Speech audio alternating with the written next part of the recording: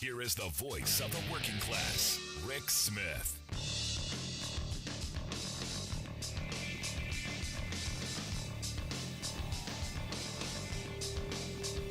And welcome, brothers, sisters, working class heroes. This is the Rick Smith Show. Thanks so much for being here today on the big program. Lots to get to, lots to talk about. Well, our House GOP clown show did not disappoint today because House Republicans again, because remember what I say all the time, Republicans hate working people, today dropped the word labor from the House Labor Committee. Yep. It's now the Committee on Education and the Workforce because they believe the word labor favors union bosses. Yeah, because again, their anti-worker positions always at the forefront. Always at the forefront. Now, understand, the Senate has their committee, health, education, labor, and pensions, where you talk about that stuff, where those issues go. And I don't know that they have every term of the sway back and forth, but this is what has happened. And very predictably, because this is what Republicans have done, well, forever now. At least the last couple times that they've taken power. Again, it's their hatred of the word labor. So there you go. Today, the Supreme Court heard the Glacier case. I think Reuters had probably the best reporting on it. Strictly the facts, ma'am. The point where they get to, because understand, Glacier Northwest is a unit of a Japanese-based cement company, not even an American-made company, an American company. But they write in this, some of the conservative justices seemed inclined to bolster the ability of companies to take unions to state court, while liberal justices raised concerns about eroding organized labor's power to strike. The Supreme Court, with this 6-3 conservative majority, has leaned towards curbing the power of labor unions in recent rulings. And they go back and they talk about the one where they're not going to allow union organizers onto farmland anymore.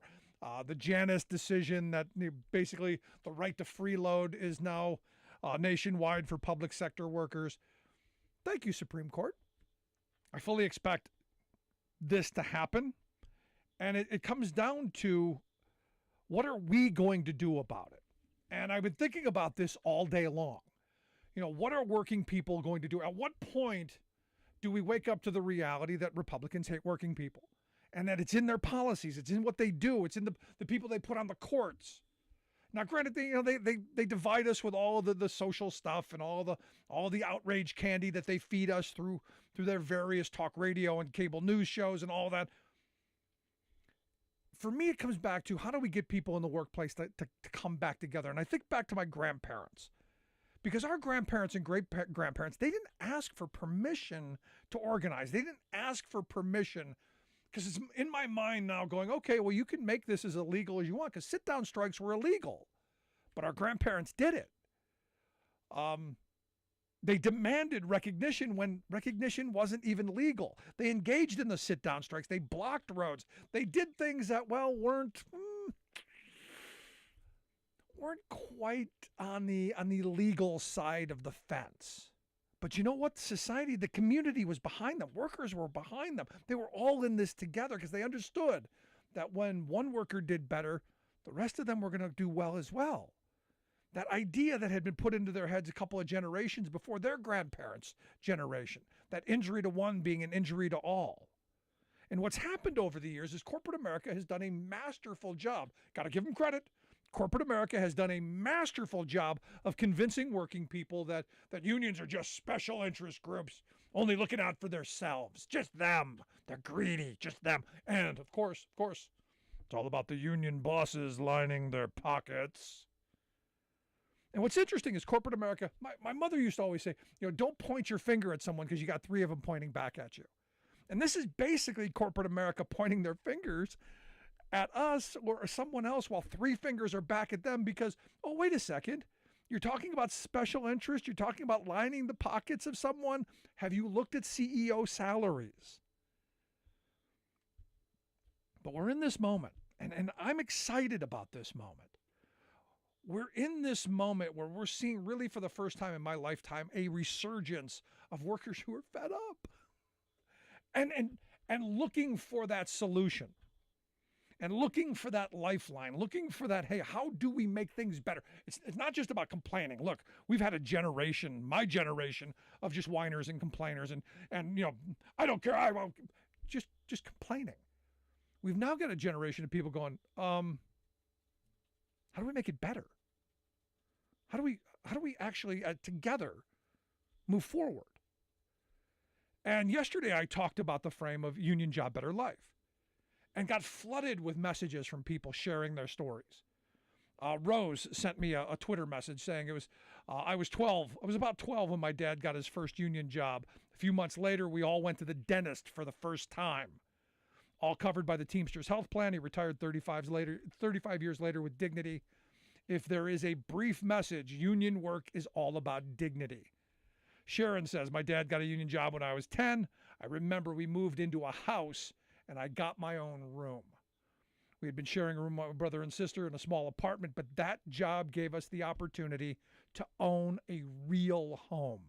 My parents are gone, but my brother still lives in that house that union job made possible. I got another message. My mom got a union job at the post office after my father died, and this is how we survived. My mom is retired and living it up. It was the union job that helped us make it. Rick, I love your show. I love the union job, better life frame. Both my parents were union members, and we never wanted for anything. I lived the Brady Bunch lifestyle we saw on TV. We need that union power back. And I got a bunch of those messages from people, the same kind of stuff, telling stories of, you know what? That job, that ability to put food on the table, a roof over the head, that ability for a better tomorrow was made possible. We were talking with my daughter the other day because she was doing something for a school project and needed a song for a school project, and we brought up the Bread and Roses song about, the 1912, Bread and Roses strike in Lawrence, Massachusetts. You had all the come on, help me. The needle workers, the working in the looms, all of the textile workers. Yes. The textile workers who went on strike, and, thousands of them. And the concept of bread, yes, but roses too. Yes, it's about putting food on the table. Yes, it's about basic necessities. Yes, it's about putting a roof over the head. Yes, it's about that, but it's also about the decent, the better things in life. Having access to bread, yes, but roses too. Vacations, health care, retirement security, opportunities for kids to better themselves, college, trade schools, whatever. It's that Gompers quote, we want more. We want more of the things that make life worth living, more noble, better. And unions and union contracts have built what we take as the middle class right now. I hate that middle class frame because I want a prosperous working class. But President Biden says it all the time. The middle class built America and unions built the middle class. And it's true. And we're moving into a moment. This summer can be one of those moments. Because yesterday we had Randy Corrigan on the show, principal officer at Teamsters Local 1932 out in California, talking about the organizing going on at Amazon and the power that those workers showed of coming together and saying, you know what, an injury to one is an injury to all, and we're not going to let one of our coworkers get fired. We're going to stand together, and got her job back. Showed, what direct action and power can do.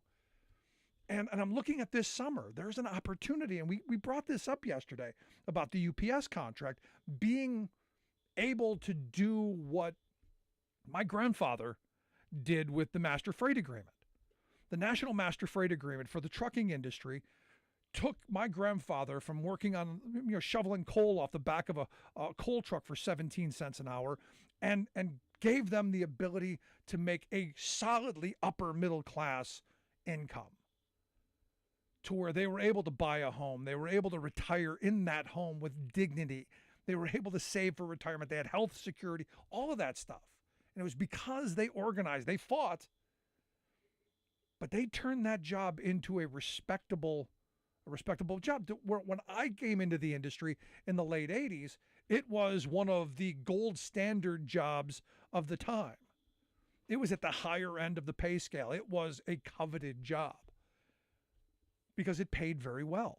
It was hard work. It was dangerous work. It was outside work. But it paid well. And it was because those people fought. Now we're at a moment right now where the new Teamster administration, led by the new president, Sean O'Brien, has an opportunity to do what that generation was able to do.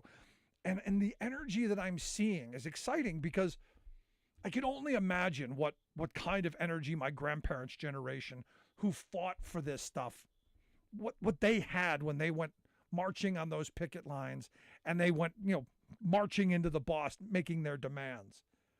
I got to imagine the feel is kind of like it is today because understand, I talked a little bit about this yesterday, swamped with UPSers sending me messages about, hey, we've got to do this. We got to take care of this. There's a way to undo all of this.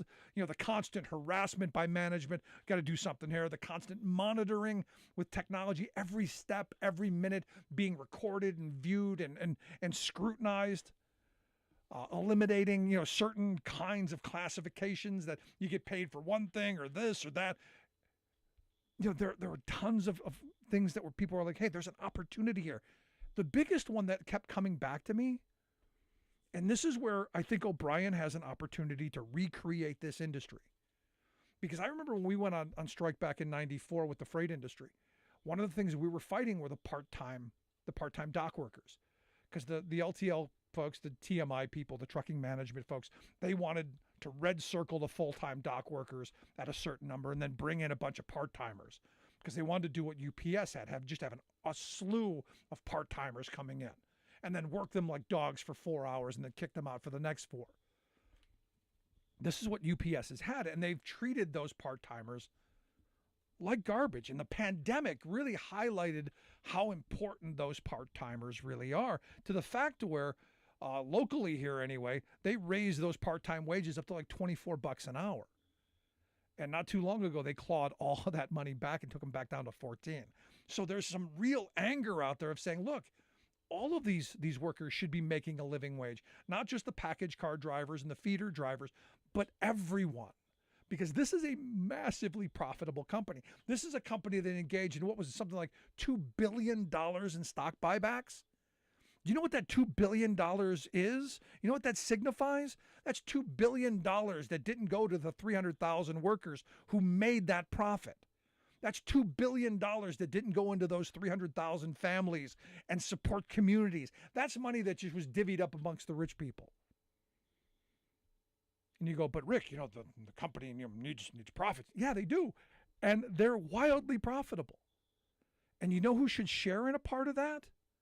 The people who make it. And yes, the people who make that company profitable are the people who load those trucks and unload those trucks and sort those packages and load those packages and deliver those packages and drive them around and do all that stuff. And O'Brien has an opportunity, and a great opportunity, to take the package industry in this country and make it the shining star that the Master Freight Agreement was, and to be able to go out and organize those Amazon drivers and those FedEx drivers who look at this and go, oh my gosh, yeah, this is what we want.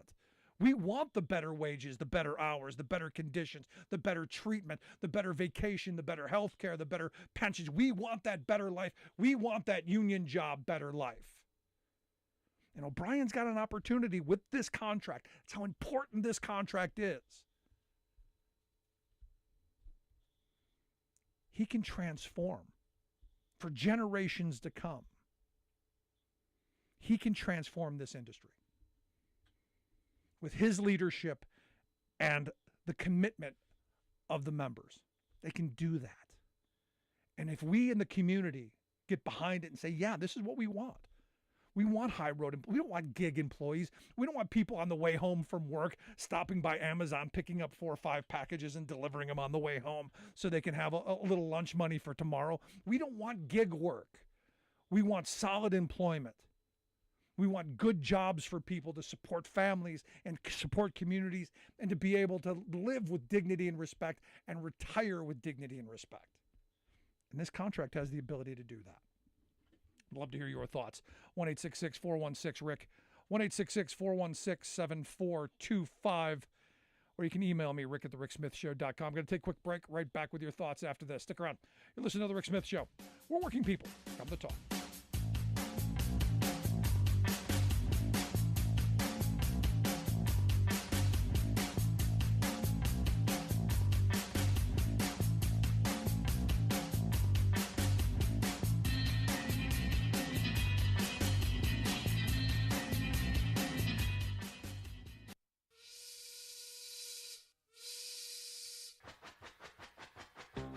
If you're a fan of the show, you've heard our labor history in 2 segments, and you can hear them on the radio pretty much anywhere in the U.S. Labor history has never been more important than it is right now. So here's what we'd like you to do. Tell a teacher. Tell a teacher that labor history is important and that they can get digestible 2-minute lessons that are absolutely free. Free to download, free to use, free to share. Tell a teacher to go to thericksmithshow.com/history and help us put labor back where it belongs, in the classroom. You know, generations of American workers fought, bled, and died to build the American way of life. It's our job to keep their stories alive. Go tell a teacher that we're here to help them do just that. Find us at thericksmithshow.com/history today.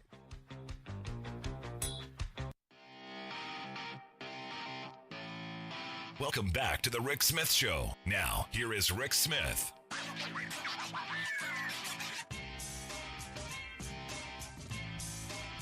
Pete sent me an email during the break, said if they're going to call us essential frontline heroes, they should treat us so. And look, the UPS workers, like nobody else, got us through the pandemic. If it weren't for them, I got to tell you, we wouldn't have made it. And they should be treated so as such. And this is, again, everyone should be getting behind this contract because there's an opportunity. Really, there's an opportunity for this to help everyone. Let's go to the phones. Got Kurt on line 1. Kurt, how are we doing today? Hey, good evening, Rick, and it's nice to talk to you. Good to talk to you. What's on your mind? Hey, you were just talking about the you can't talk tonight. Stock buybacks, the $2 billion stock buybacks. Was it Amazon? UPS. UPS. Okay, yeah, UPS. I'm sorry. Yeah, I have a cousin who used to work for UPS, so yeah. Anyway, wouldn't it make sense to maybe have 50%, maybe, or even maybe 51% of the board of directors be those workers, so that the workers' interests are represented? Because the reason I say 51% is you're always going to have that a-hole worker who's going to sway either way, you know. So wouldn't it make more sense to have maybe 50 or 51% of the board of directors be workers?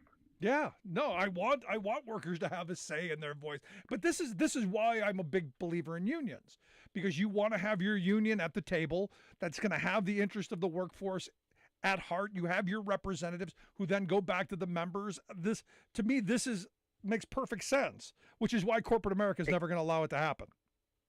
Exactly. And you know, you're talking about your essential workers too.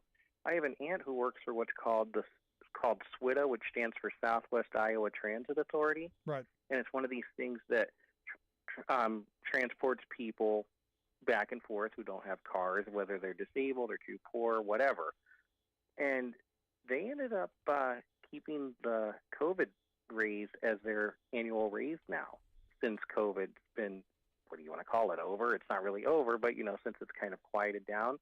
So there are government unions that are representing. Well, that's a completely different thing than a private union, obviously, but still, we just need to reevaluate everything as far as, you know, the essential workers. And pretty soon it's going to come down to, and I think I've heard you say it too, that eventually these people are just going to price everyone out of the market. And then where are they going to be when they don't have people buying their goods and services anymore? Yeah, no, I mean we've got interesting times ahead. It's, but again, I come back to this is where we have to come together and fight for working class issues and working class values. Corporate America's got they've bought the best government, the best democracy money can buy with our government. We've got to be the ones that take all that back. Greg Palast, if that's your segue. If you have Greg Palast, that's a great segue. No, Greg's a good dude, and I think Greg's the right guy. But this is beyond the voting. This is about economics. When I go back to my high school government teacher who said, government decides who gets what. And the reality is corporate America has been getting everything they want, and the working people have been the ones that have been getting the stiffed.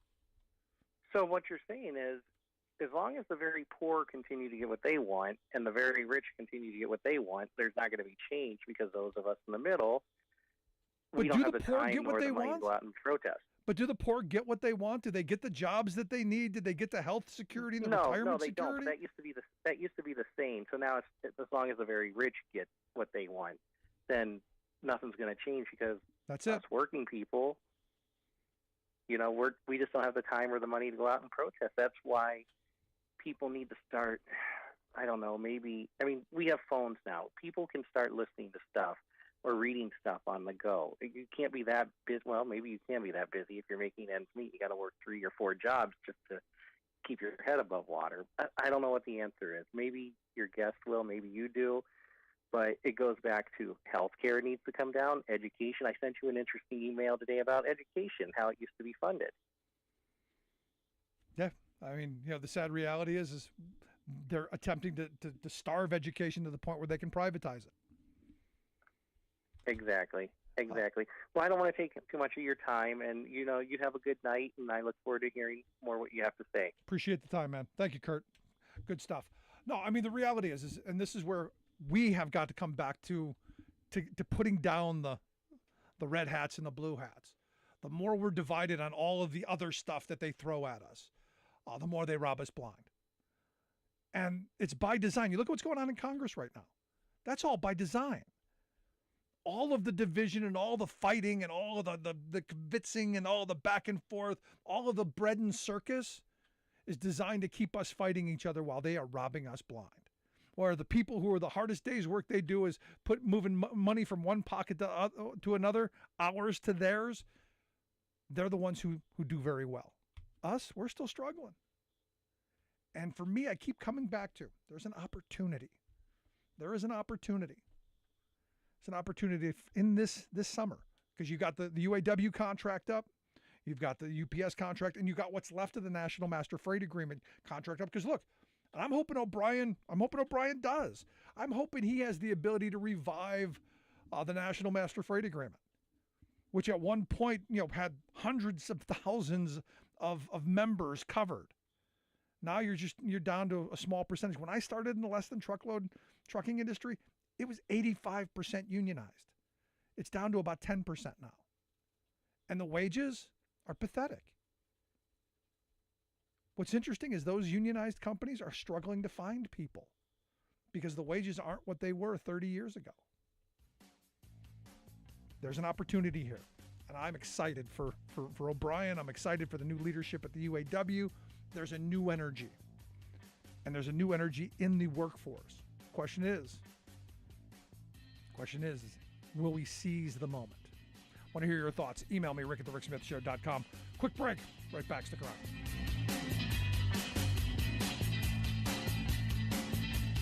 I'm Rick Smith, and this is Labor History in 2.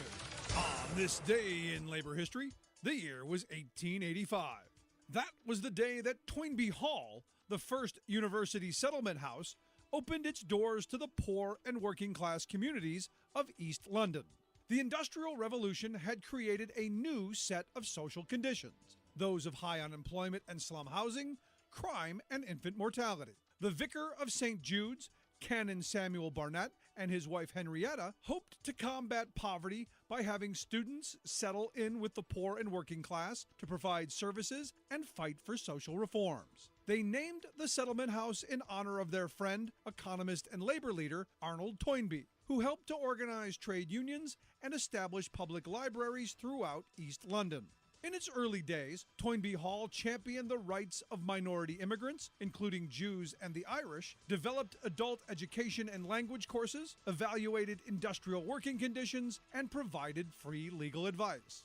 More aligned with liberal rather than labor politics in Britain, reformers at Toynbee Hall looked to build the health of the nation by fighting for welfare reform legislation. It became a public forum for political debates and historical societies, and blazed the path for the rise of the settlement house movement in Britain and the United States. 3 years after its opening, Jane Addams would open Chicago's famed Hull House. Other settlement houses, like the Henry Street Settlement in New York City, founded by Lillian Wald, would soon follow. Though bombed in the Nazi Blitzkrieg in 1940, Toynbee Hall continues its vision of a future free from poverty and its mission to support people and communities to break down the barriers that trap them in poverty in a bold, engaged, and open environment to this day. Labor History in 2 brought to you by the Illinois Labor History Society and The Rick Smith Show. As many of its own members privately admit, Congress has become a pay-to-play lawmaking casino, closed to commoners but offering full-service access to corporate powers. But there's another government entity that's even more aloof from workaday people, and it has become a handmaiden to the corporate elites trying to increase their dominance over us, the Supreme Court. The 6-member right-wing majority on this secretive powerhouse now routinely vetoes efforts by workers, environmentalists, students, local officials, voters, and all others who try to rein in corporate greed and abuses. Appointed for lifetime terms, this autocratic tribune takes pride in being sealed off from democracy, even bragging that they make rulings without being influenced by special interests. But wait, in makeup and ideology, today's court majority is a special interest, for it consists of corporate and right-wing lawyers who've obtained their wealth and position by loyally serving corporate power. And far from now being isolated from moneyed elites, the judges regularly socialize with them and attend their closed-door political meetings. There's even a special little club called the Supreme Court Historical Society that frequently reveals the cozy, symbiotic relationship that exists between today's judicial and corporate cliques. Such giants as Chevron, Goldman Sachs, AT&T, and Home Depot pay millions of dollars to this clubby society, gaining notice by and the appreciation of the Supremes. And yes, these special interest gifts are accepted even when the corporations have active cases before the court. This is Jim Hightower saying the judges insist that there's no conflict of interest because this access to them is open to all. Sure, all who can pay $25,000 and up to get inside.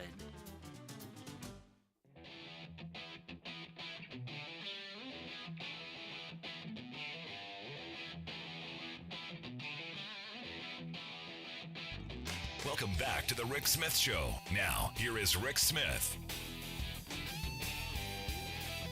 So, we've been talking about how much the Republican House clown show is going to not get anything done.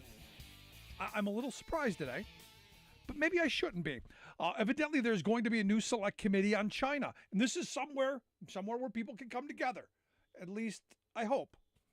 I did find it interesting that some people came forward and said, 25 years ago when we thought it was a good idea to engage with China, we thought they would be okay, they thought they'd do the right things. Well, they didn't. Kind of making us think that maybe we can change things. Gives me hope. And here to share some thoughts on what this new select committee might be able to do, where a direction it could take us. Could there be bipartisanship in a world of polar opposites? Well, we're going to find out. I've asked my good friend Scott Paul to come talk with us. Scott's the president of the Alliance for American Manufacturing, AmericanManufacturing.org, the website.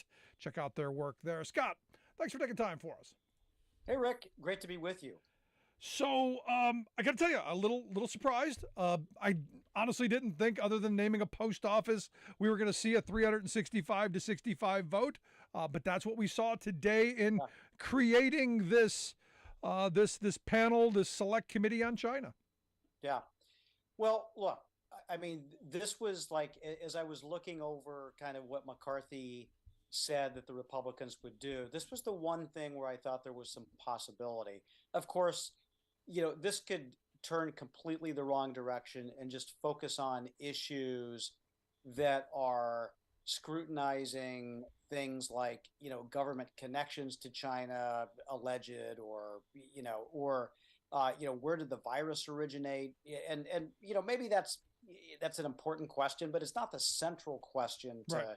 U.S.-China relations. And so the focus of this is going to be important. And although a lot of your listeners, and I think you and I wouldn't agree with the chairman of this committee is going to be Mike Gallagher from Wisconsin on a lot of issues. He's very serious about China, and he's a former Marine, smart guy, and I think understands what some of the security challenges are, which is good. I mean, some of the concerns that have been raised, though, are, we don't want to use this committee to be scapegoating Asian Americans or, conducting business in a way where there's some lashing out at Asian Americans or Chinese Americans because of some of the rhetoric. And we've obviously saw that in the last administration, right? And so you don't want a repeat of that. And so, my hope is that they take this seriously, that the Democrats who join this committee, and there will be 7 of them, there's going to be 16 members, 9 Republicans, 7 Democrats, they take this work seriously. And at the end of the day, they're not going to have any authority to make legislation or policy. Okay, that's not their job, but it's to investigate and to make a series of recommendations that other committees can act on. And that's what I hope is a fruitful process, that there's a thorough investigation of all of the economic, the security, the cyber, human rights issues that are so important, and that there's a suite of policies that the administration, that the Congress can implement to both bolster our own competitiveness and to get tough with the Chinese Communist Party where we need to. And so, I think it's important because this is something that Democratic voters, independent voters, Republican voters all say they care about. No, this has been an issue for a very long time. So finally seeing that someone's talking about maybe we should do something is maybe a good idea. Yeah, I think it is. And up until this point, I mean, let's face it. Well, first of all, Congress made this bed 25 years ago by getting rid of the annual review of China's trade status and then agreeing with Bill Clinton that it'd be a good idea to have freer trade with China without any strings attached.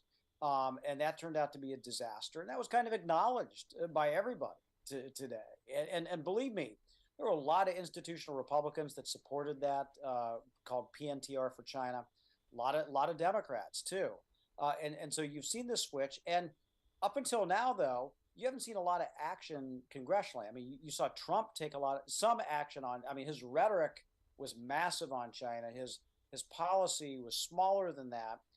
But it was a big step away from where Obama was with respect to tariffs and other things like that. But I think to Biden's credit, instead of reverting to traditional kind of Democratic policies on China, he kind of doubled down a lot on what Trump did. He sharpened some of these tools, and on sanctions, he went way farther than Trump was ever willing to on technology and on semiconductors. And Congress, the most bipartisan thing they did the last time, one of the most bipartisan things was to pass something called the Uyghur Forced Labor Prevention Act, Right. which was designed to stop goods made with forced labor in China from coming to the United States. And that's being implemented, and they've seized hundreds of millions of dollars worth of goods. And so I do hope that we can have some progress on this because it's going to take a lot of work. Look, this is a big country. These are big issues. They are complicated. If this was an easy thing to figure out, we would have done a long time ago. So it's going to take some serious work. So is there any putting the genie back into this bottle? Because look, we know that we've lost millions of jobs because of this bad trade deal with China. giving them permanent normal trade relations and normalizing relations with them, and then the pipeline of investment that's left this country that we've subsidized as taxpayers to allow corporations to go over there and build plants and then bring that stuff back here. Is there any putting the genie back in this bottle? I know the jobs probably aren't coming back, but I'm curious your thought. Yeah, yeah, that's a great question, and yeah, things aren't ever going to return to what they were like 25 years ago. I mean, there's been too much change, but I think that it is possible to reset the relationship, to untangle ourselves from China, particularly with sensitive supply chains. Like, for instance, we don't want to be dependent on China again in some sort of a health emergency, because we still are. Yeah. Actually, we still are, despite all of that rhetoric. We still are on a lot of pharmaceutical goods and medical devices. So, like, we can untangle that stuff. We can untangle microelectronics, and you see, even companies like Apple saying, you know what, we're going to diversify our production. And, I don't know that Apple's going to make iPhones in the United States. I'd love to see the day they do that, but they're making fewer of them in China relative to India and other countries like that. And so I think that you see a trend underway, and I think that some of these policy recommendations could help to accelerate that.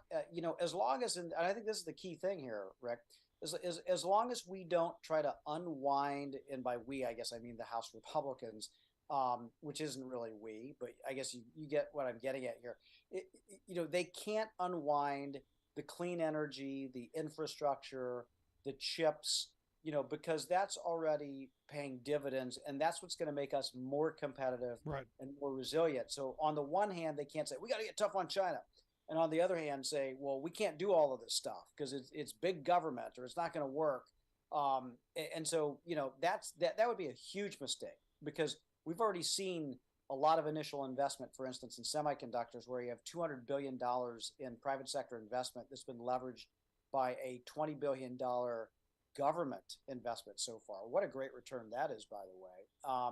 And so, but undoing stuff like that would be a huge mistake. So it's it's what's done inside this committee that matters, but also what happens outside of it. But to directly answer your question, it is possible to, I think, right the ship here, and to both reduce our dependence on China, and mitigate our risks, and also bolster our own competitiveness at the same time. Because back in October and into November, we did our Working Class Heroes radio tour, and we went through Pennsylvania, Ohio, Michigan, Indiana, Wisconsin, Iowa. We went through all of these places that were just decimated by bad trade deals, NAFTA, by the with China, and all of the people whose, the reality is their lives not what they were expecting. That factory that used to support a community, gone. That identity that the community used to have of, we used to be someone who made something, gone. People want this back. And sadly, our politics has been about red state, blue state, not about working class states. Yeah, you're absolutely right. Used to be factories. Now there's dollar stores, and there's people barely scraping by. Not just dollar stores, but drug and alcohol treatment centers sure. seem to litter these places. Yeah. Yeah, and this is the thing, is that, I mean, this is going to have that's going to have a generational impact. I mean, the recovery from that is going to take a long time, right? It's going to take a long time to get that back, but it is possible. And you saw this, right? You saw this firsthand, the pain, the disenfranchisement, the sense of how they've been left behind, forgotten, and mocked. Yep. Right. And mocked in a lot of ways. And that's a terrible feeling. And look, not just the people who lost those manufacturing jobs. Right. Even the people who have them have seen that what's left, have seen their lives diminished because, well, hey, you don't want us to move to China. So they've seen their wages suppressed. They've seen their benefits destroyed. They've seen their working conditions get worse, and they've seen their lives get more difficult. And they were the quote unquote winners in this. Yeah. So it's been a lot of bad, especially in these places that we went through that, the mainstream corporate controlled media has forgotten about, what they affectionately call flyover country. When you look these people in the eyes, it's not about red hats or blue hats. It's Yeah. about those hard hats. It's about getting people back to work and giving people dignity again. Yeah, you are 100% right about that. And it's like, and I'm thinking about, a way in which the leaders of both parties in the House could signal that they understand this really deep pain is to make sure that this committee is well represented from the industrial heartland, right? From members who represent these communities and have seen what's happened firsthand and can both testify to that, but also who have been working in those communities to understand what a recovery means and where they need to go, and the myriad of challenges that that remain. And so I think that's going to be vital. And I think that, and we haven't talked about the politics of all of this, but I think that having that authenticity, that connection, and showing that you are in fact doing something about the China challenge rather than ignoring it, is going to be key to connecting in a lot of these battleground states. And you've seen the candidates who do that well have success, and the ones who don't, they end up, losing big, or shocking everybody in Washington when they lose, even though you could feel it on the streets. No, I'm happy that they've done this. The next test will be who they make the chair, who the Republicans put on this committee or this subcommittee or this select committee. I guess it's a select committee. Who are the people sitting on this and how seriously they take this? Because I think you said it a minute ago. This can go completely off the rails and get into Wuhan and fish markets and where Hunter Biden's laptop was made and all of that stuff. Or it can hunker down and get into the real issues of how much damage has been done to the working class of this country and how do we undo it and untie ourselves. Now, what do you say to the person who goes, look, we're just so far down the hole. We're so indebted to China. We're so reliant on them that they could crush us tomorrow. And what you're talking about is starting a trade war, and you were against a trade war when Donald Trump did it. What do you say to that? Yeah. Yeah. I think the good news about all of this is that there is I think we finally, at least at the executive level, have a strategy on how to deal with this. Okay. And part of it is, again, building up our own capacity and understanding that. Part of that is engaging with our allies a little bit more on developing this capacity. Part of it is strong arming, and I mean this literally, corporations into relocating their production out of China. And we do that through the tax code and through trade policy and through other types of carrots and sticks. And then we have to, again, the bad behaviors of China, we have to ensure that they aren't unpunished, whether it's cyber espionage and hacking, or unfair trade practices, or an outsized contribution presently to industrial emissions that impact global warming, right? And so these are all policy choices, and I think that we are, and at the end of the day, if companies say, well, this means we're gonna, a T-shirt's gonna cost $5 more, I hope consumers, look at the companies and say, well, it's not our fault that you depended your supply chain on slave labor for a couple of decades, right? Don't charge us.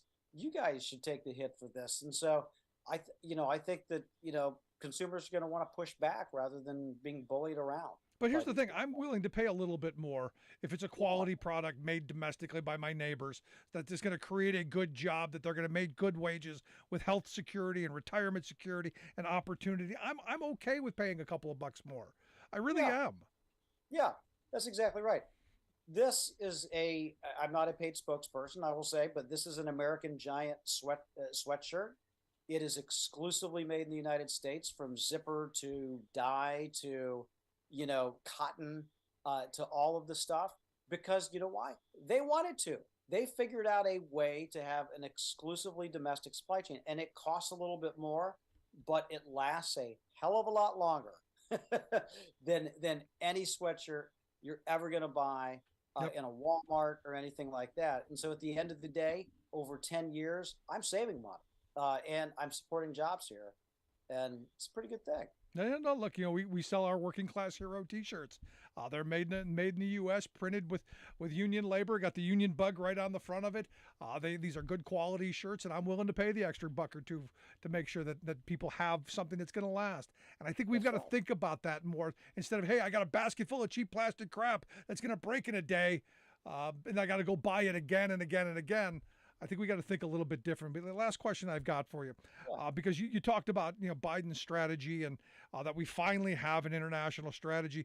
We went through 4 years of Trump pulling out of the rest of the world, which I said at the time was the dumb thing to do because it gave China the opportunity to go in and make inroads in places like Africa, to go and sop up all the mineral rights and all kinds of stuff. How much damage is that going to cost us, and how painful it's going to be for us to try and pull away from China, given the fact that we're moving towards EVs and we're moving towards a more electrified future, when they've gone into places and they've really taken our place in a number of spots. Right. Well, I mean, Trump's isolation did measurable and severe damage for all of that. There's no question about that, whether it's in the developing world or with some of our industrial democratic allies as well.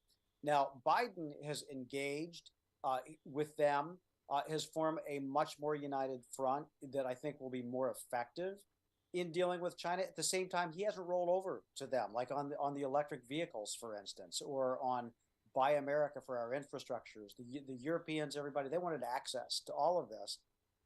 And so far, they've kind of said no to it, which is good. It surprised the Europeans. And so I think he's shown how you do this, is that, you engage with them, you work with our allies, and you can confront China. But it doesn't mean selling out American jobs in the process. And that's something that Democratic presidents have had to learn the hard way. And I think Biden's got it more right than any other Democratic president. I'm happy with what he's done. He's not the most articulate. He's not out there he's not the great orator that Obama or Clinton was, but I like his policies a lot better. Yeah. Here. Yeah. And both from the building up our own capacity to having a strategic approach on a lot of these issues, including China. I think it's a very good start. And my hope is that the committee, the select committee on China, will look for ways to augment it. And to find some top policies that are tough and smart and can get bipartisan support as well. We'll see. For me, the first test is who's gonna lead this thing. That will be that will tell me what direction it goes. But when it happens, gonna have you back, and we will then evaluate. I'll look forward to it, Rick. Can't wait. Good stuff, Scott Paul. I appreciate the time as always. Good stuff, my friend. Thank you, Rick. Scott Paul, president of the Alliance for American Manufacturing. Make sure you check out their website, americanmanufacturing.org. Got to take a quick break. Want to hear your thoughts? 1-866-416-RICK, 1-866-416-7425. Right back after this.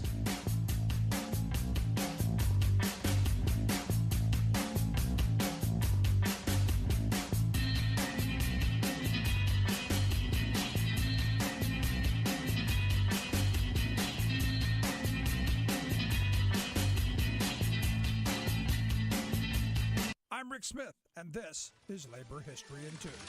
On this day in labor history, the year was 1860. That was a day of tragedy as the Pemberton Mill collapsed in Lawrence, Massachusetts. The collapse of the 5-story textile mill was one of the worst workplace disasters in U.S. history. Most of the 800 workers in the mill were women and Irish immigrants. Some were teenagers. During that fateful afternoon, as they were working, they heard a strange rattling noise. Then, within seconds, the mill collapsed. Tons of machinery crashed through the collapsing floors, crushing workers. Many more were trapped. Rescuers attempted to free the trapped workers. But that night, as the rescue efforts continued, a fire broke out in the ruined plant. Many trapped workers were burned alive.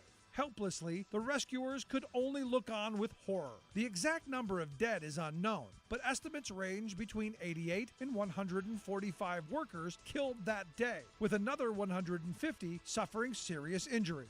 The large building was only 7 years old when it collapsed. Poor construction was determined to be the cause of the disaster. In an effort to maximize profits, the mill had more heavy equipment inside than the building could support. The New York Times reported, the building was never considered to be as staunch as it ought to have been. It was built about 7 years since and was then thought a sham.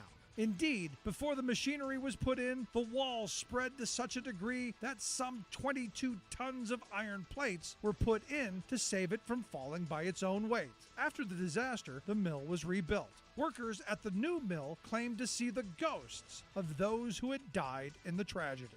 Labor History in 2 brought to you by the Illinois Labor History Society and The Rick Smith Show. For more information, go to laborhistoryin2.com, like us on Facebook, and follow us on the Twitters at Labor History in 2.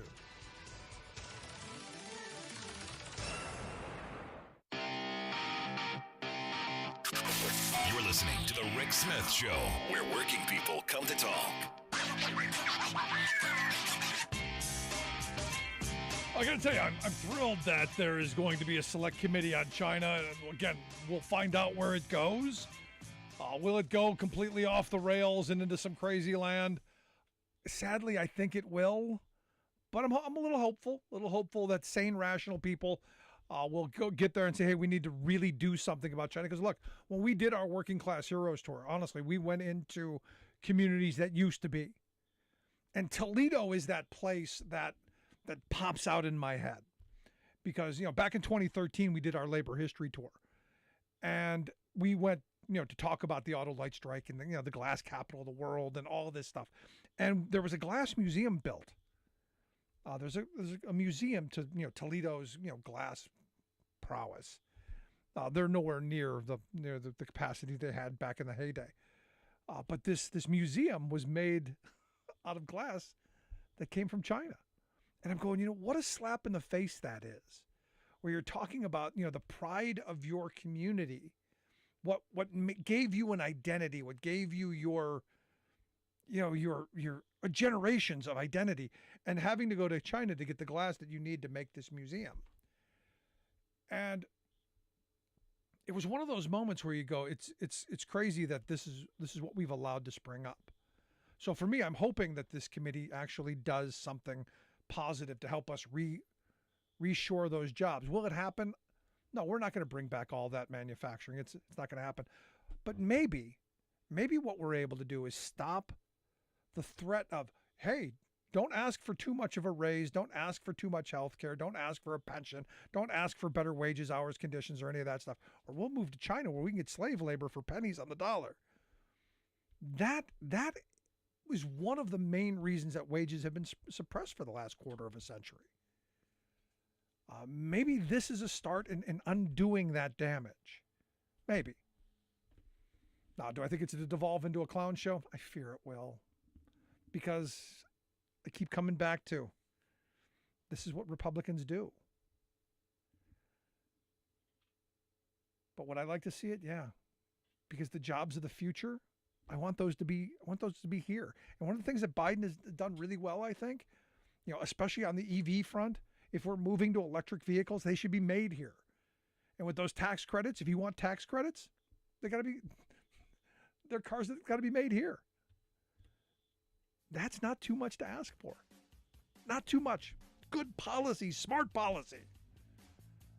That's why I support Biden. So all the people tell me, oh, Biden, good policy. That's what's important to me. Love to hear your thoughts. Send me angry stuff. Rick@thericksmithshow.com. I do answer all of your email personally. It may take a while. Gotten a lot lately. Quick break, right back.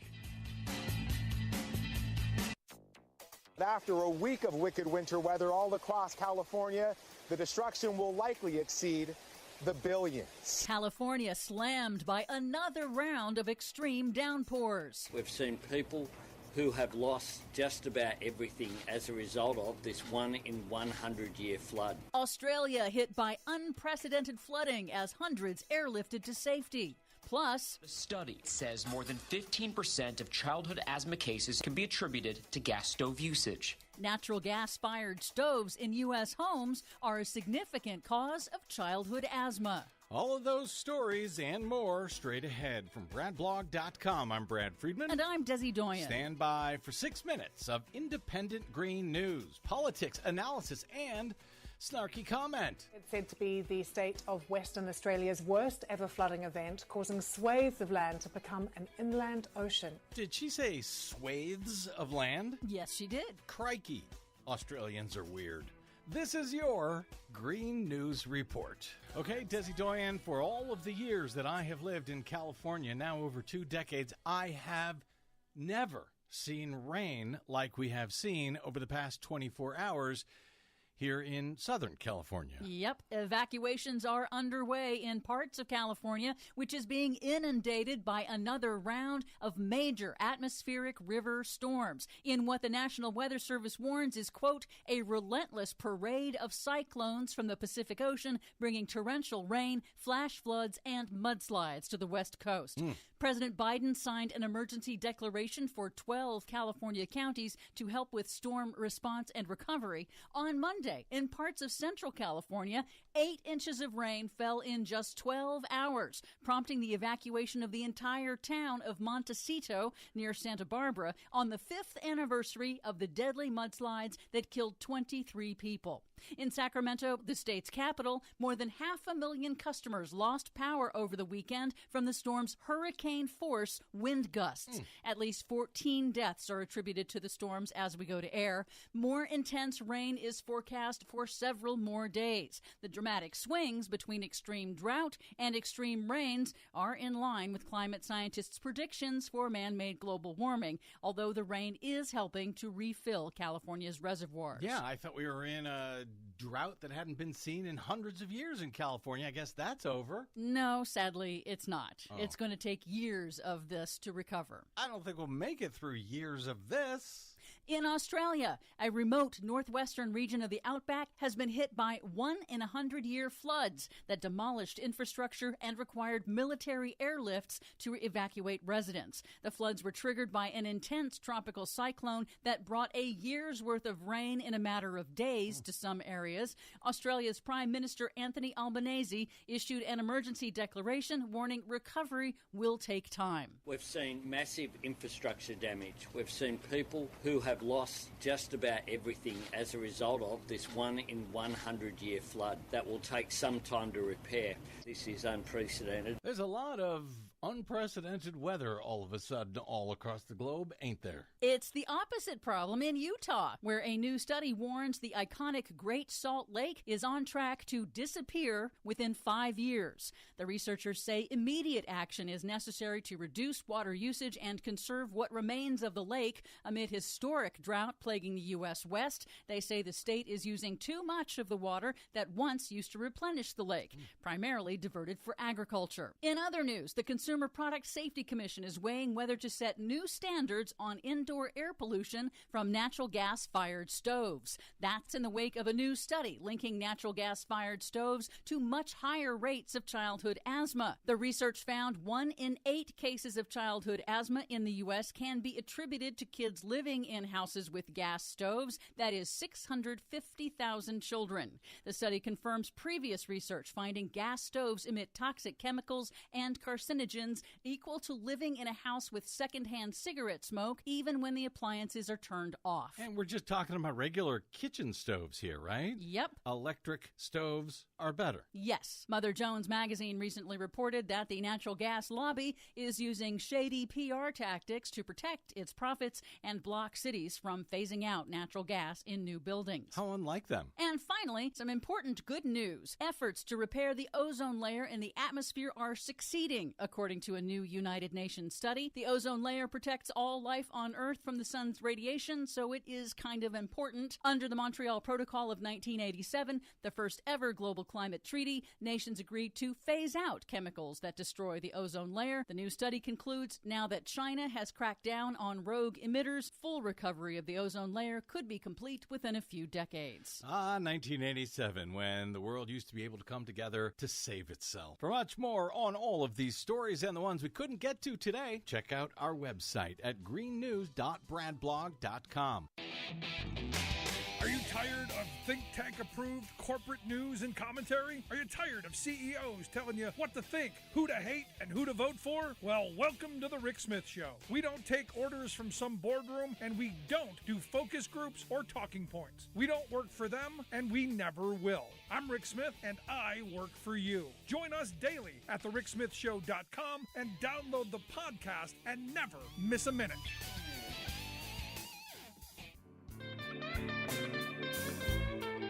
Welcome back to the Rick Smith Show. Now, here is Rick Smith. So today, the Supreme Court heard oral arguments in the Glacier versus Teamsters case that, again, I don't even think we really need to have the decision, because I think I know where the court's going. This court has not missed an opportunity to stick workers in the back. I go back to Janus. You go back to this last case with the farm workers. Every chance there's an opportunity for Alito and Thomas and company to stick workers, they do it because they have a disdain for organized workers. So to me, this case, this is going to crack the door open. And then eventually it's going to get much worse. And here to share some thoughts on what today's oral arguments were and maybe how bad it can get. That's why I've asked Chris Kang to come talk with us. Chris is the co-founder and chief counsel over at Demand Justice, their website, demandjustice.org. Chris, thanks for taking time for us. Thanks so much for having me.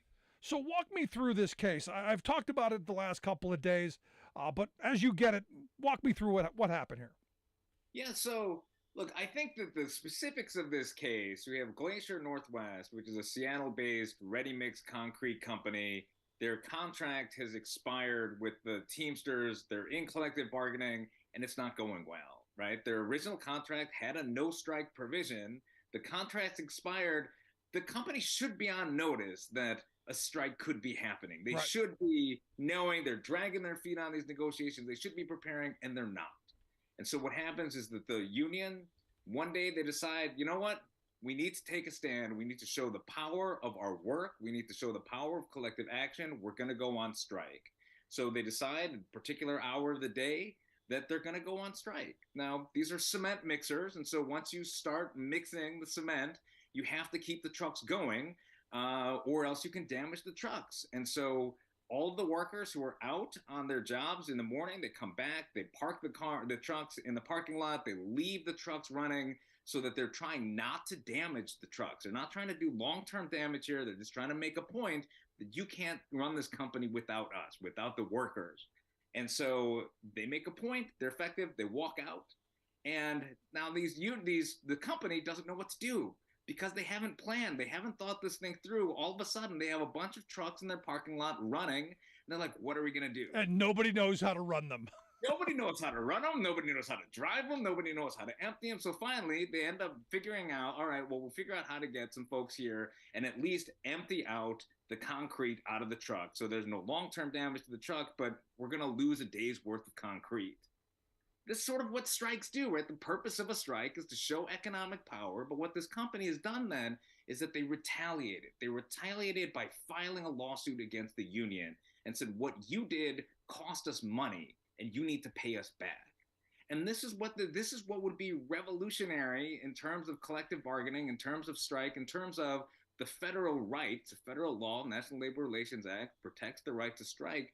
The company here and the Supreme Court is entertaining whether or not to upend that, whether or not to say that if there's economic damage, what the company's arguing is that the workers were malicious, that they intended to do damage, when in fact they went the other way. They went out of their way to the drivers probably care more about their trucks than the company does. Right. And so they went out of their way, but they're trying to attack the union to either get money back. They say they lost about $100,000 because they couldn't prepare for the eventuality that they might have to deliver the concrete on their own without their union workers. And what they're also trying to do is they're trying to attack unions and make them pay for this lawsuit. They're trying to drag them to court, nickel and dime, drain resources one way or another. They're trying to cripple the union. And that is what this case is really about. The case is whether or not federal law still controls, whether or not, there's a 1959 Supreme Court case that says that this is the way it should be, that the federal law has precedence over state law, that you cannot sue a union in state court if the National Labor Relations Board says this was protected activity. They're trying to throw all of that out because, as you said, this is a decades-long attack on unions, on working people, that this court is going to continue to rule for corporations, and that's really what's at risk here today. Now, again, you said this is a 1959 case. This is decided law. This is, you legal people talk about stare decisis. This is what John Roberts said he believed in, and he was just going to call balls and strikes. They weren't going to make up new law out of whole cloth, and yet this court has done a bunch of that, especially when it comes to labor law, and I point to the Janus decision that overturned the Abood case, which was decided law for decades. So for me, I look at this, I look at someone like Alito who has a visceral hatred of organized labor and organized workers, and the fact that they took this case, which should never have happened from what my legal friends are telling me, tells me that this is probably going to go the wrong way. I think that that's right, and I think that this is why more and more people, you sort of see poll after poll showing that the Supreme Court has the lowest level of trust it's had in the history of doing these polls, the lowest approval rating, lowest faith, people starting to understand that this court is making its decisions based on politics, not the law. So you talked about Janus, was a 40-year-old Supreme Court precedent. You talked about Cedars Nursery, the agricultural regulation in California. There's a 50-year-old agricultural regulation that just allowed union workers to be able to come onto the property for a few minutes and try to organize workers. That had also been upheld by the Supreme Court before. And here we are again. And this is just time and time again, they're chipping away at these long-established rights that workers have gained, that they have earned, and this court is trying to strip them away in an effort to really just bring more and more power toward the corporations and the wealthy. You listen to the Rick Smith Show with Chris Kang. Chris is the co-founder and chief counsel of Demand Justice, their website, demandjustice.org. We'll get links out on social media, how you can take a look at the work that they do. Now, what do you say to the person, though, Chris, who goes, look, the company did lose the cement. It's only right. It's only rational. The union shouldn't have done this. It was mean of them. They could have done this in a better way, given them more forewarning. What's wrong with having a law that says, or a ruling that says you can't do this? Well, part of what we're seeing here is that the Supreme Court is trying to make these decisions on its own. It's trying to take that decision away from where it should be, right? We have a law in place that says the National Labor Relations Board is the place that can decide that. They're the ones who have the expertise and the ability to determine whether or not it was fair or not. And they'll decide. They could decide, look, actually, what the Teamsters did here was inappropriate. Instead, what they found so far was that this very lawsuit was likely unlawful retaliation for the strike. And that is what we're trying to do. It used to be the case that the Supreme Court would defer to other agencies that have more power. We're seeing this in particular with respect to climate change. All of a sudden, the Supreme Court says, no, the EPA can no longer make rules with respect to clean air and clean water. We are the great authorities for environmental regulation. You're seeing this with respect to immigration. They're saying, no, DHS and the executive branch shouldn't make rules about immigration. We should be the ones to make those decisions. And so time and time again, the Supreme Court is just wresting all of this power, and they're taking this power on behalf of the wealthy and powerful, and the workers are the ones that are going to suffer. No, absolutely. And it is the breaking down of our ability to regulate, our ability to oversee things, and creating a dictatorial court, if you will. Absolutely. I mean, this is we think about like the balance of powers and checks and balances that we learned about in elementary school. When one branch of government gets too powerful, the others are supposed to step in. But this Supreme Court keeps grabbing more and more power. Congress tries to pass a Voting Rights Act. The court says no. States and localities trying to pass common sense gun violence protection. The court says no. It's grabbing all of this power, and we need to wrestle with that. We need to understand that this court is not some independent, non-political body that maybe it should be, but it certainly hasn't been for a long time. We need to wrestle with that, and we really need to start calling out the court for what it is. And in this case, it's an anti-worker institution. No, there's no question about that. I say all the time, Republicans hate working people. Just look at the Supreme Court. Now, let me ask you this, Chris, because I think we're probably on the same page that this is probably going to go the wrong way with the 6-3 majority that the court still has. What's this going to mean for the right of workers to collectively bargain, for them to strike for better wages, hours, conditions? What's this? Will this have a massive chilling effect, or will this just be the end of strikes? Because my fear is what happens is anytime anyone goes on strike, even if you're absolutely pure and do no damage whatsoever and you give them all the notice, there's still going to be a lawsuit to make you spend resources and spin your wheels in court to burn up resources because they can. And this will just destroy the power of workers to organize. That it's all bad here. But I'm curious your thoughts. So, I mean, that's obviously the concern. I think that the hope, if there is one, is like you look at this moment right now, and even though all of the anti-worker rulings that the court has laid down, all of the challenges we have toward workers across the country, and yet 2022 had the most union elections in 17 years. And the highest rate of successful elections in 2 decades. So like we're at this moment where unions are starting to find some resurgence. Strikes are up last year, right? They're starting to find more power. So maybe there's a way that unions can find a way, or maybe this decision. I think the other thing we're trying to see here is how bad is this ruling going to be? Now, it's possible this ruling, and I'm with you, like 5 or 6 of these Republican justices really don't care about the law. They don't care about precedents. They hate working people so much that they're going to go all the way. But maybe there's a way to sort of try to push on a narrower solution so that it doesn't have that broad impact. But one of the ways to do that is to continue to push and make sure that the Supreme Court understands that their credibility really is on the line. I think that we've seen this in particular after the Supreme Court overturned Roe versus Wade this summer. Like, they're getting a little sensitive about the fact that the American people are catching on. They're catching on to the fact that the court is a political body, and maybe there will be places where they won't go all the way. This is going to be a huge case with a lot of big cases. Maybe this is one where they'll find where the Democratic appointed justices will be able to cabinet a little bit, and maybe the case won't be as bad as we fear. Well, we'll see. I mean, because it just seems curious to me. Seems curious the timing. You got the Federal Reserve raising interest rates to cause more unemployment because those workers are getting uppity, demanding better wages, hours, conditions. You got all these workers organizing, potentially striking.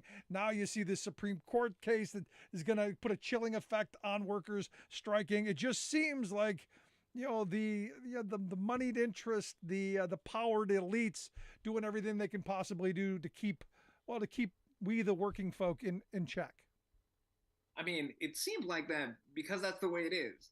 And I think part of the thing here, and I know you've cited this stat before, you know, we think of the Supreme Court, you know, Republican justices have had a majority on the Supreme Court for more than 50 years. This has been a pretty conservative court for a long time. And even so, you know, with John Roberts at the helm, the Chamber of Commerce has done better than it's ever done before.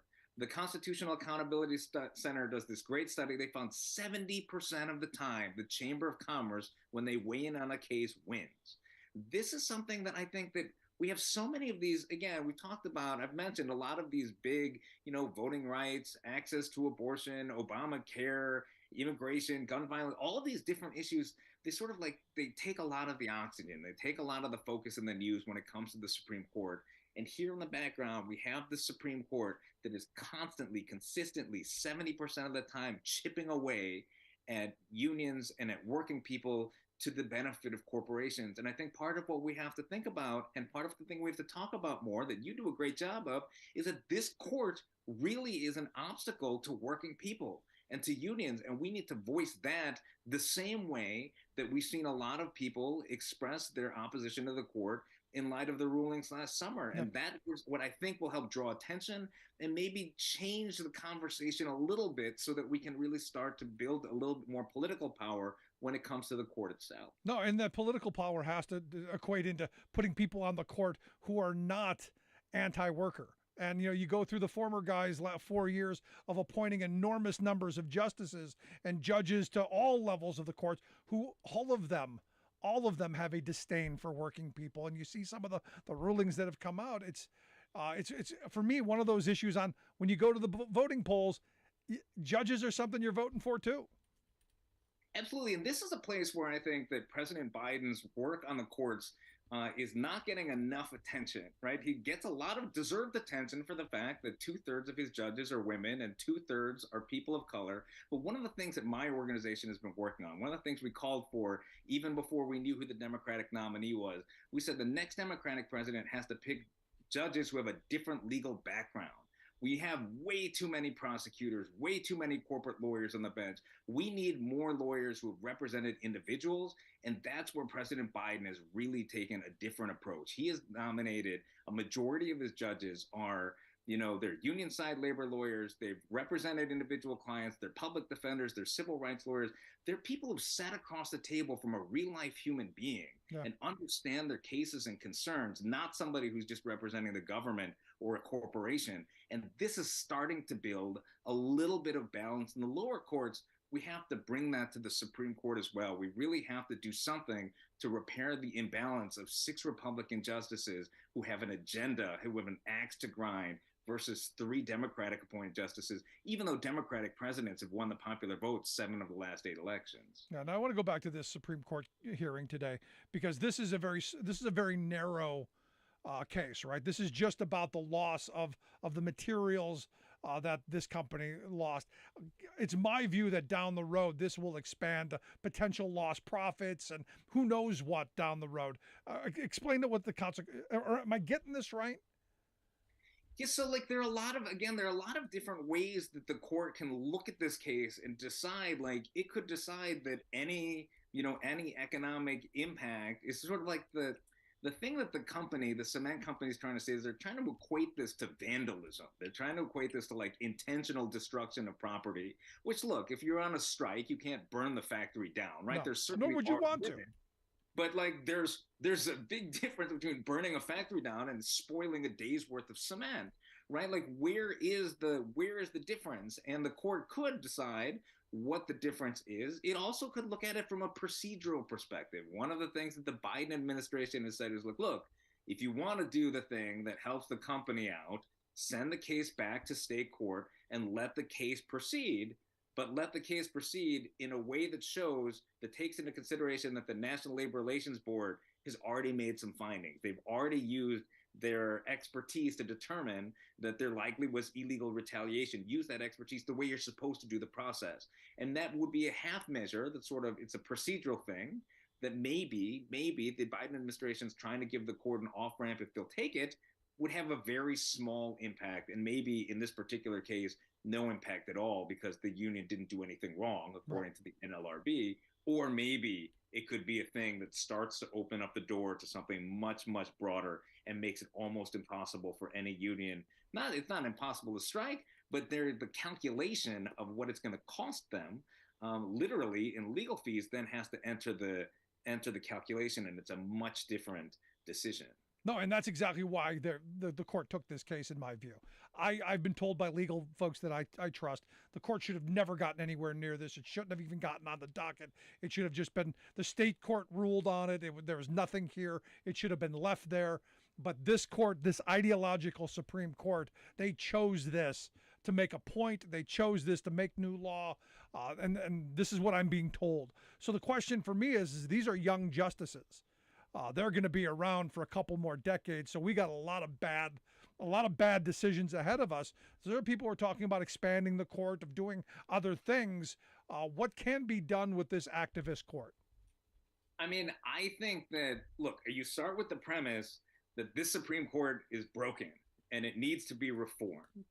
And if you have that premise in mind, you start looking, there are a lot of good reform possibilities out there, and my organization and I support a lot of them. But I think the number one thing that would actually help people today and make a difference and restore balance is expanding the court. Now, we think about the Supreme Court's only had 9 justices for as long as any of us have ever been alive. But that's not the way it's always been. 9 is not a magic number. It's not written in the Constitution. Congress has actually changed the size of the Supreme Court 7 times before. So we have an opportunity. There's legislation called the Judiciary Act, already introduced in the House, has almost 60 co-sponsors. In the Senate, it has 3. And even unions like SEIU support Supreme Court expansion as a way to try to restore balance and to force this court. These 6 Republican justices aren't going to do the right thing because they wake up one day and they realize that they actually should be following the rule of law. You're going to have to force them to, and you force them to by having a more balanced court, by adding 4 justices, and then cases like this won't even be heard, or if they're heard, they'll be heard fairly, and then the precedent from 1959 will be upheld, and that'll be the end of the story. But what do you say to the people who say, well, that's cheating? You know, we won those elections fair and square. We got this conservative court that the country wanted. Well, one, that's not actually true when you look at the fact that the, you know, again, Democratic candidates have won the presidential popular vote 7 out of the last 8 elections. Then you start to look that President Obama won the election. He was actually the president in 2016. Republicans refused to seat his nominee, to even give him a hearing. And then you look, after 60 million Americans had already voted in 2020, Republicans rammed through Amy Coney Barrett, effectively stealing a seat from Joe Biden. If those 2 things hadn't happened, and if the president or the person who was about to win the presidency had actually been able to seat their justices, we would have a Democratic majority on the court. It would be a 5-4 court instead of 6-3 the other way. So you sort of look at the sweep of what the electoral politics say, that actually this should be a Democratic majority. And the fact that it's a Republican supermajority is completely out of whack. And the fact that these Republican justices are reaching out, they're grabbing this case, they're overturning Roe versus Wade, they're making it impossible to have gun violence prevention, all of these different things. They're taking their power and they've gone mad. And like, you have to do something to respond. And the only thing that these Republican justices are going to respond to, the only thing Mitch McConnell's going to respond to, is when we actually find the power and if we have the power to effect change and reform the court, that we take it and we use it on behalf of the American people. Is that ever going to happen? It could. You know, I think one of the things that I look at is I look at filibuster reform. Filibuster reform, you know, in 2020 was, you know, only a couple presidential candidates and maybe a couple senators thought it was going to be a good idea to change these arcane Senate rules and allow a majority of the Senate to pass legislation. You know, fast forward to 2021 and 48 Democratic senators and President Biden, who is quite the institutionalist, said, look, you know what? The filibuster is standing too much in the way of progress. We have to do something about it with respect to voting rights. We have to do something about it with respect to access to abortion. Like, little by little, like, this is like a big, this is central to our democracy, just like the way that filibuster reform has gotten a lot of attention because Republicans are using it to have a minority of senators obstruct the popular bipartisan support for proposals in our country. We have to use this and have Supreme Court reform to make sure that all of these measures, if we're able to pass them, really withstand the test of time. How many times are Republicans going to attack the Affordable Care Act and try to strike it down? We have a fair court. We don't have to worry about those things at the end of the day. No, most certainly something that needs to be addressed. I just don't know that it's going to happen. I hope so. We need sanity. We need a court that is not ideological and this ideological. We need someone who, you know, I go back to John Roberts. He said, I'm going to call balls and strikes. I believe in decided law. We need that guy. I don't know where he is. Sadly, I don't know that guy ever actually existed. I think we have the character he was playing at the time. And look what it got him. It got him the Chief Justice. I think that we really do need to find a solution for the court. This court is driving so many of our problems in our democracy, so many of the problems with respect to working people, that we need to find a solution. And look, I also will say this, Supreme Court expansion right now is supported by 72% of Democrats. It wasn't like that just 2 years ago. It's supported by, 50% of the American people. People are understanding that this court cannot stand and there needs to be reform, and they're coming on board. Good stuff. Chris, I appreciate the time. Good stuff. I hope folks will check out the website, demandjustice.org. Chris Kang, co-founder and chief counsel there at Demand Justice. Thanks so much, buddy. Thanks again. All right, going to take a quick break. Right back. Stick around. You're listening to The Rick Smith Show. Working people on the talk.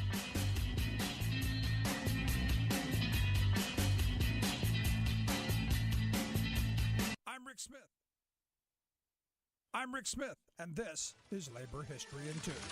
On this day in labor history, the year was 1860. That was a day of tragedy as the Pemberton Mill collapsed in Lawrence, Massachusetts. The collapse of the 5-story textile mill was one of the worst workplace disasters in U.S. history. Most of the 800 workers in the mill were women and Irish immigrants. Some were teenagers. During that fateful afternoon, as they were working, they heard a strange rattling noise. Then, within seconds, the mill collapsed. Tons of machinery crashed through the collapsing floors, crushing workers. Many more were trapped. Rescuers attempted to free the trapped workers. But that night, as the rescue efforts continued, a fire broke out in the ruined plant. Many trapped workers were burned alive. Helplessly, the rescuers could only look on with horror. The exact number of dead is unknown, but estimates range between 88 and 145 workers killed that day, with another 150 suffering serious injuries. The large building was only 7 years old when it collapsed. Poor construction was determined to be the cause of the disaster. In an effort to maximize profits, the mill had more heavy equipment inside than the building could support. The New York Times reported, the building was never considered to be as staunch as it ought to have been. It was built about 7 years since, and was then thought a sham. Indeed, before the machinery was put in, the walls spread to such a degree that some 22 tons of iron plates were put in to save it from falling by its own weight. After the disaster, the mill was rebuilt. Workers at the new mill claimed to see the ghosts of those who had died in the tragedy. Labor History in 2 brought to you by the Illinois Labor History Society and The Rick Smith Show. For more information, go to laborhistoryin2.com, like us on Facebook, and follow us on the Twitters at Labor History in 2.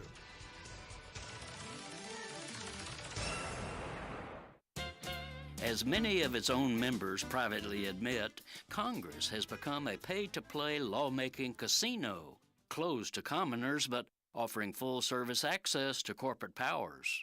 But there's another government entity that's even more aloof from workaday people, and it has become a handmaiden to the corporate elites trying to increase their dominance over us, the Supreme Court. The 6-member right-wing majority on this secretive powerhouse now routinely vetoes efforts by workers, environmentalists, students, local officials, voters, and all others who try to rein in corporate greed and abuses. Appointed for lifetime terms, this autocratic tribune takes pride in being sealed off from democracy, even bragging that they make rulings without being influenced by special interests. But wait, in makeup and ideology, today's court majority is a special interest, for it consists of corporate and right-wing lawyers who've obtained their wealth and position by loyally serving corporate power.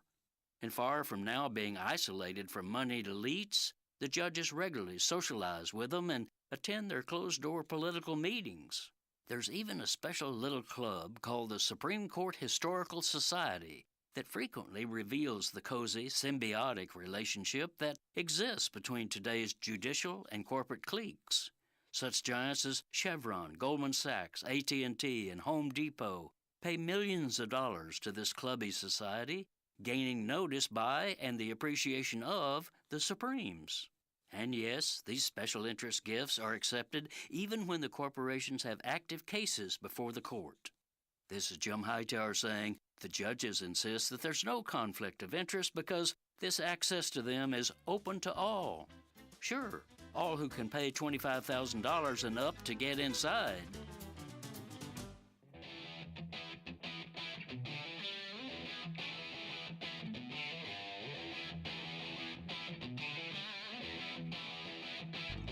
Welcome back to the Rick Smith Show. Now, here is Rick Smith.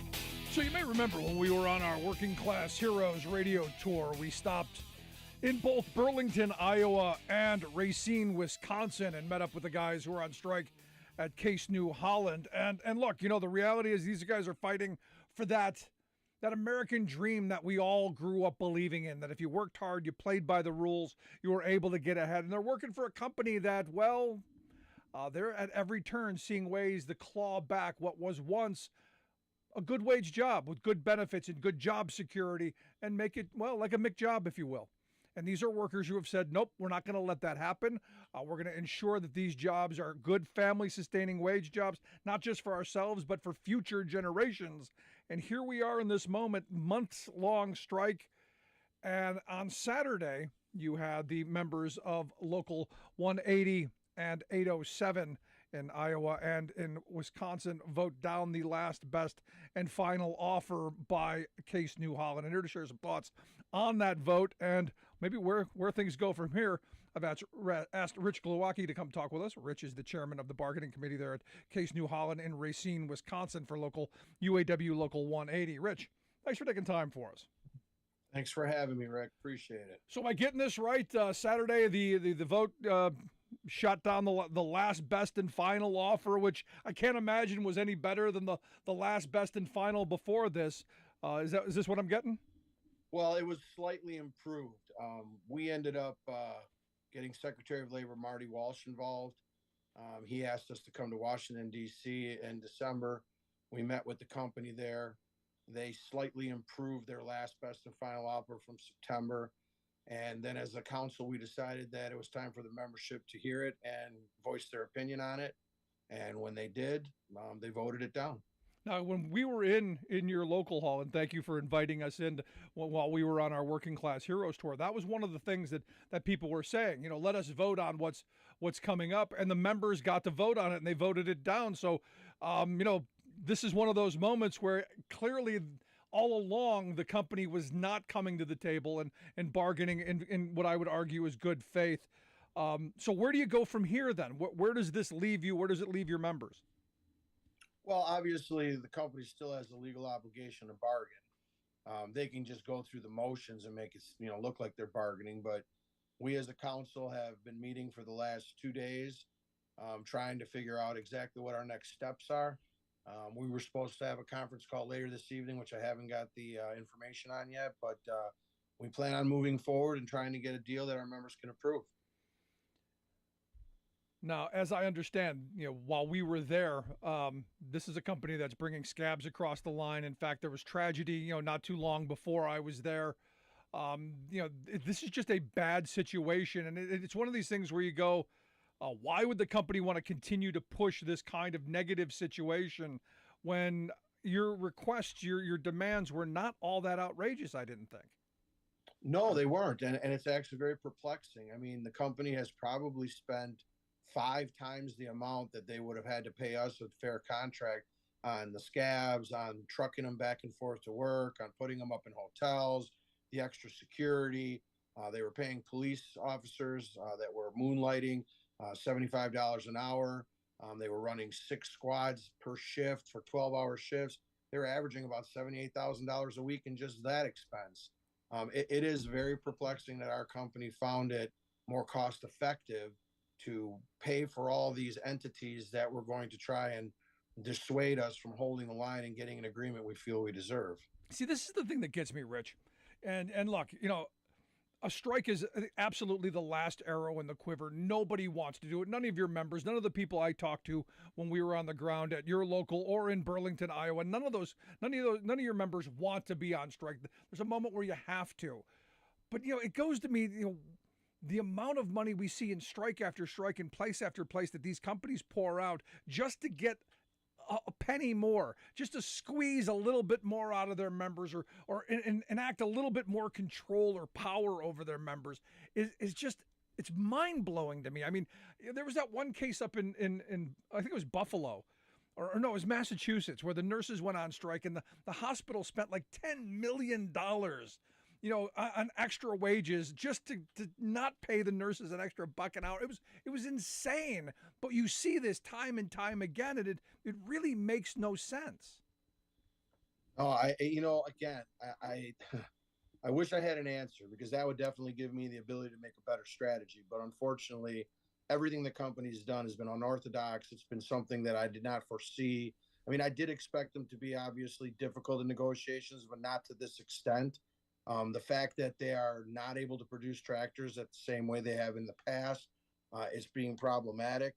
All I want our people to do is get a fair agreement And I don't want to, kill the company either, because I realize that, we are attached. We're symbionts. We need each other. But at the end of the day, my members help make that product that makes that profit for them. And they're making exorbitant amounts of money year over year during the last agreement. And for them to come and give us this nickel and dime agreement and the healthcare piece all into itself, having moving goalposts where every benefit year they can change any part of the health plan, is absolutely unacceptable. I've never negotiated a contract where you had the possibility of, your office copays changing, your premiums changing, or your amount of coverage changing, spousal carve-outs. It's insane. And for them to think that we would accept something like that is just ludicrous. And that's one of the biggest sticking points. We, as a local, have decided that we were going to eliminate tiers. That was our goal in this agreement. We did not achieve that goal completely. And at the same time, the company's trying to introduce tiers in healthcare, because they're telling us that anybody that hires in after ratification will never be able to get to the PPO plan we have, and that they will only be allowed to go into the 3 HSA and HRA accounts. And I'm like, that's ridiculous. I'm not creating tiers. Yeah, I mean, and again, healthcare seems to be, again, another one of those things that, corporate America, they tell us, you love your corporate healthcare, and then they bludgeon you with it. Then they every scheme, every con, every way to get into your pocket possible. It's incredible to me. And this is one of those things where I keep coming back to. At some point, we've got to get away from employer-sponsored healthcare. Yeah, I mean, that might have been the way to do it back in the day, but I think now there has to be a complete revamping of the system. I don't see it as being sustainable. Even under the plans that the company's proposing, they have one plan that is their HSA or HRA 3600 plan that has a $60 a year premium. So my guys would be paying $5 a month. Yeah, that sounds great. I'd love it. But they'd have to spend close to $8,400 out of pocket before they get to their co-insurance. And then they got to go to $13,200 before they're covered at 100%. I mean, one major accident with a vehicle, one heart attack or some other medical emergency, and you could be slapped with a $13,000 bill that you got to come up with. I mean, that's ridiculous. I mean, we don't make that kind of money. I wish we did. Yeah, no, and if it happens in December, January, restarts again. If something bad happens in January, you could get hit with 26 grand over 2 months. Yeah, exactly. You're perfect. Yeah, and then we sign up for whatever we ratify, say yesterday or Saturday, and in November when we have open enrollment, all of a sudden the 85-15 plan turns into a 70-30 plan. Oh, and by the way, your office copays go from 25 for the doctor and 50 for a specialist to 50 for the doctor and 100 for the specialist. Prescription drugs could be changed. Spousal carve-out is another big thing. They could force our members that have spouses working at other employers that have insurance, force them to take that insurance and carry it on top of the insurance the employee is carrying by us. And the problem with that is our plan's an 85-15. If the spouse's plan is an 80-20 plan, their plan won't even cover anything because our plan is better. Yeah. Now, what do you say, Rich, to the person out there listening who's going, yeah, but I have to deal with this. Workers across, we've been getting beat up like this. We have to. You should have to too. I'd say join a union. That's what I would say. If you want a better lifestyle, if you want better financial security for your family, if you want better benefits, the only way you're going to get there is by banding together as a workforce and joining a union and demanding that the company respect what your demands are. I don't see any other way in this day and age. The companies nowadays, they'll pick you off one at a time if you ain't band together. And I don't see how people in this day and age don't understand it. And to our interview we had in Racine when we were talking about what happened to this generation, they used to teach labor unions in school. They used to talk about the sit-down strikes and stuff that brought the industrial age into where it is now. They don't do that anymore. My kids don't learn nothing about unions. The only way they learn about it is what I tell them and what I have experienced in my life. Well, in our grandparents' generation, the people who actually fought for this stuff passed those stories down. I know my grandfather told me, many a story of fighting to make the trucking industry a livable job. When he started, he was shoveling the coal off the back of a coal truck for 17 cents an hour, 12, 14, 16 hours a day. And by the time he retired with dignity in his own home, he was making a good living wage and turned that industry into an upper middle class wage job because they did exactly what you said. They joined and formed unions. Yep, a family sustaining job that helped put kids through college, helped parents go buy a vacation home or buy an RV or whatever they wanted. I mean, put money into your home or for retirement. I mean, when we did our analysis before negotiations, we determined that over 51% of our members were not contributing to their 401k. Why not? They can't afford to. They need every cent of their check to make ends meet every week. So the company's proposal, which they said was very lucrative, and 300% match on the first 2%, 100% on the next 2%, and 60 on the last 2% may have been something that they consider. But if you don't participate, you don't get any of that. I don't see how that benefits them. And at the same time, they're not getting any pensions. So our generation, this younger generation, is going to find themselves having to work until they're 60, 70, 80 years old because they'll never be able to retire because they'll never have enough money to even have a retirement. Now, again, this is another one of these side effects of neoliberal economics, of globalization, because Case New Holland, as I understand, another big multinational corporation, not local. No, they're global. They make good money. And what's really ironic is that every one of their plants in Europe is unionized. They have unbelievable benefits. Mind you, most of Europe has socialized health care, so insurance really isn't an issue at the negotiating table. Over there, it's mostly getting time off. My brother-in-law's from Germany. They get an unbelievable amount of paid time off for having a child or just time off like vacation time. It's crazy. And we are like in the Stone Ages when it comes to that. Now, I remember 25 years ago, I was on a diving trip in Mexico, and I met a kid who was from Germany, and he was on vacation. He was there for 3 weeks, and he said he just started the job 6 months ago, and he gets a month vacation to start the job. And I'm going, it's a shock to the system to get a job, Exactly. You listen to the Rick Smith Show. We're here with Rich Glowacki. Rich is the chairman of the bargaining committee at Case New Holland in Racine, Wisconsin, for UAW Local 180. You want to check out their website, uawlocal180.com. The website, we'll get links out on social media. You can take a look at it. So in looking at this, Rich, where do we go from here?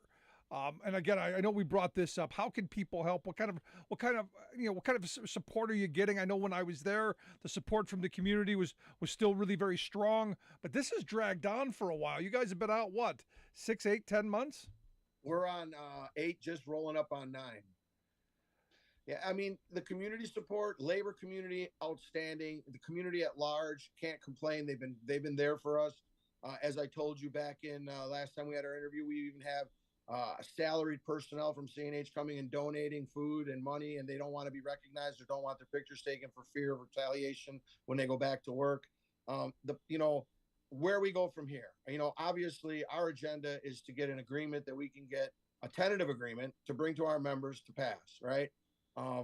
How we get there is still something we're working out, but obviously it's going to involve bargaining, and it's going to involve the company pulling their LBFO off the table and continuing to bargain in good faith. I do not believe that they've truly tried to bargain in good faith. They've went through the motions. They've obviously made it appear as though they're bargaining, but at the end of the day, they're not listening to their members. They're definitely not listening to their dealers. They're not listening to their customers because they want product, but they're not getting it.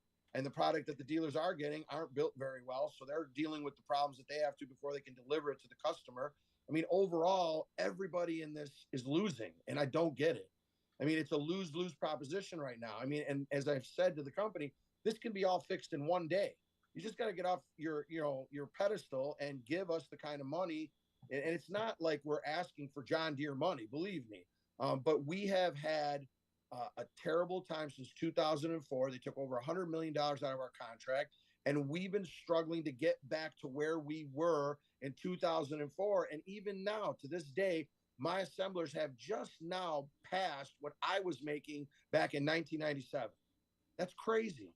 I made more money starting with that company back in 1997 than my new hires make now. And they make actually 30 cents more now, finally, under the last raise in the agreement. But for the last 17 years, we've been reeling, trying to get back to where we were. This company took us back almost 5 decades with that strike in 2004. Unfortunately, the labor market's in our favor in this area. We've got employers around here starting people out at $24.50 and higher. They're getting 2 weeks vacation walking in the door. Insurance is comparable. It might be a little more expensive, but it's still in the ballpark.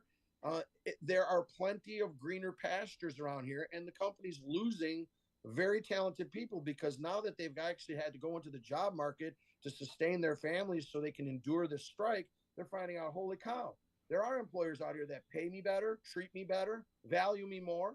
Why would I want to go back to Case? And I'm really concerned about what I'll be walking back in the door with if we ever do settle. No, it's an excellent point. It's an excellent point because I know when I was there, the talk was the machinery rolling off the line and rolling out the gate, not complete.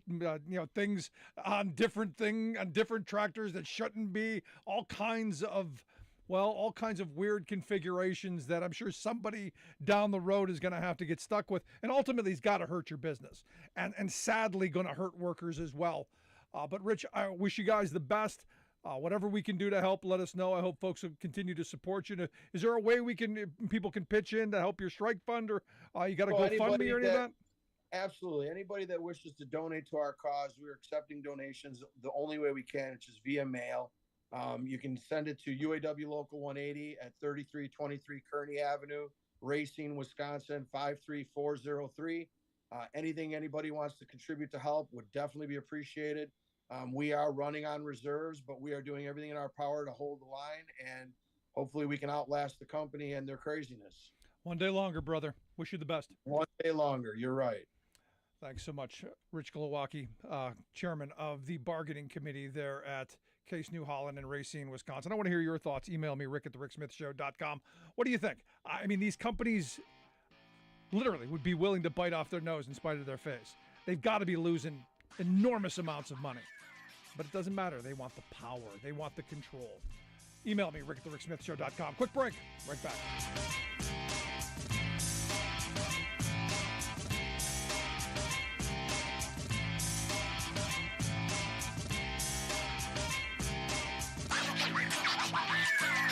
I'm Rick Smith, and this is Labor History in 2.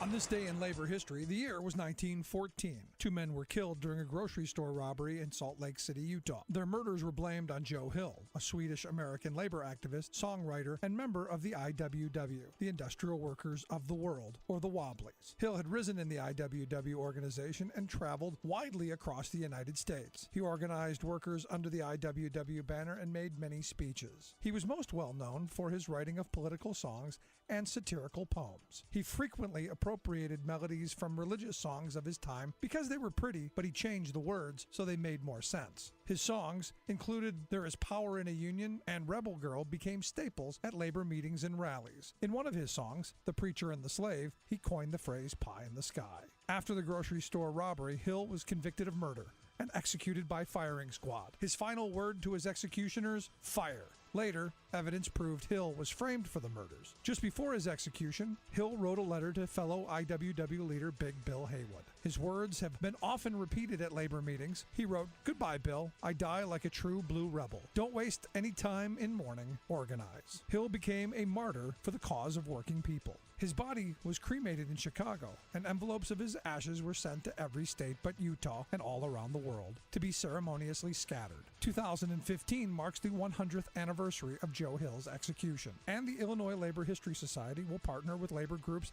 and artists to honor the legacy of Joe Hill. I dreamed I saw Joe Hill last night, alive as you and me.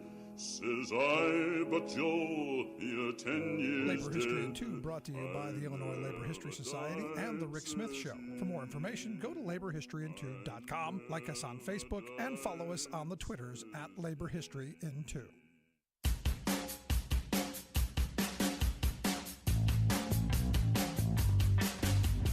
Welcome back to The Rick Smith Show. Check out the website, thericksmithshow.com. Now look, we're in this weird moment. Supreme Court has heard a case that would make going on strike potentially more costly for unions. The first step in the door, crack the door open just a little bit by saying, well, they wasted our product. They caused damage by actions. This is the argument that by coming to work and starting the day and filling the trucks up with cement, when talks break down and they go out on the picket line, that's costing them. This is opening the door. This is potentially overturning 60 years, 70 years of decided law. So that eventually they can get down the road with this Supreme Court to where if you go on strike, like those guys at Case New Holland who've been on strike for 9 months, and Case's profit margin has gone down, the products that they're sending out are crap, and they're losing money. They'll eventually down the road want to be able to sue those workers for withholding their labor and not realizing this is coming. This is why we as working people, all of us, need to be standing with people on picket lines like those folks in Racine and in Burlington, Iowa. That's the reality. We need to be standing together as working people in every workplace. Today I came across a Twitter account, one of these Starbucks workers groups, one of the Starbucks United working groups, the unions folks. In I think it's Glenview, Illinois, there's a store there that's unionized, that one of the women who's worked at that Starbucks for 15 years.